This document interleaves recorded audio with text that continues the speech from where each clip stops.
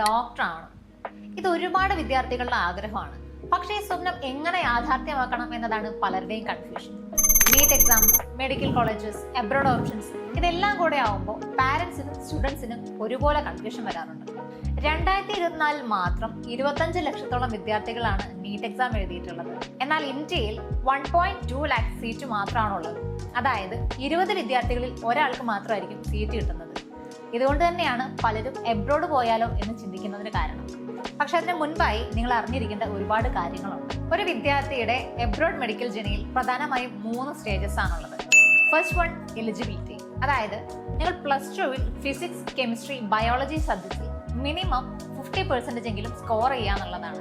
അതിനോടൊപ്പം തന്നെ NEET qualification കൂടെ എടുക്കണം. Second one is university selection. അതായത് NNCയുടെ റൂൾസ് ആൻഡ് റെഗുലേഷൻസ് ഫോളോ ചെയ്യുന്ന ഏതൊരു വിദേശ യൂണിവേഴ്സിറ്റിയും നിങ്ങൾക്ക് MBBS സ്റ്റഡീസിനായിട്ട് ചൂസ് ചെയ്യാം. And third one is licence. അതായത് പഠനം കഴിഞ്ഞ് ഇന്ത്യയിൽ തിരിച്ചെത്തിയതിനു ശേഷം ഇവിടുത്തെ FMG എക്സാമിനേഷൻ നിങ്ങൾ ക്ലിയർ ചെയ്തിരിക്കണം. ഇതാണ് എബ്രോഡ് മെഡിക്കൽ കരിയറിന്റെ ഒരു ഫൗണ്ടേഷൻ റോഡ് മാർക്ക് എന്ന് പറയുന്നത്. ഇപ്പോൾ ഇന്ത്യയിൽ പ്രൈവറ്റ് കോളേജസിൽ MBBS പഠിക്കാനുള്ള ചെലവ് ഏകദേശം 80 ലക്ഷം തൊട്ട് 1.5 കോടിയോളം രൂപ വരെയാണ്. അതേസമയം റഷ്യ, കസാഖിസ്ഥാൻ, ഉസ്ബെക്കിസ്ഥാൻ, ജോർജിയ തുടങ്ങിയ രാജ്യങ്ങളിൽ ഇത് വെറും 20 ലക്ഷം തൊട്ട് 50 ലക്ഷം രൂപ വരെയാണ്. പഠനച്ചെലവിലെ വ്യത്യാസം മാത്രമല്ല, അവിടെ ലഭിക്കുന്ന ഓപ്പർച്യൂണിറ്റീസ്, എക്സ്പോഷർ ഇതെല്ലാം സ്റ്റുഡൻസിനെ കൂടുതൽ ഗ്ലോബലി കോമ്പറ്റീറ്റന്റ് ആകുകയും ചെയ്യുന്നുണ്ട്. പ്രതിവർഷം 20,000-ലധികം ഇന്ത്യൻ സ്റ്റുഡൻസ് ആണ് പുറത്തുപോയി MBBS പഠിക്കുന്നത്.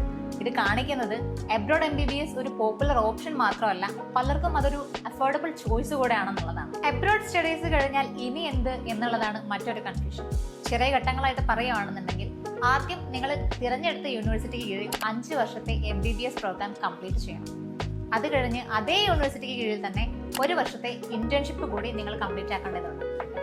കോഴ്സ് കഴിഞ്ഞ് നാട്ടിൽ തിരിച്ചെത്തിയതിനു ശേഷം ഇവിടുത്തെ ഇന്ത്യയിലെ FMG എക്സാമിനേഷൻ നിങ്ങൾ ക്ലിയർ ആവണം.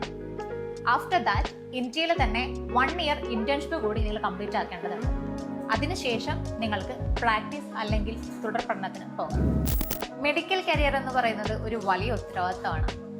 പക്ഷേ ഈ പാത്ത് കറക്റ്റായിട്ട് മനസ്സിലാക്കി കഴിഞ്ഞാൽ അതൊരു ബ്യൂട്ടിഫുൾ ജേർണി കൂടെ ആയിരിക്കും.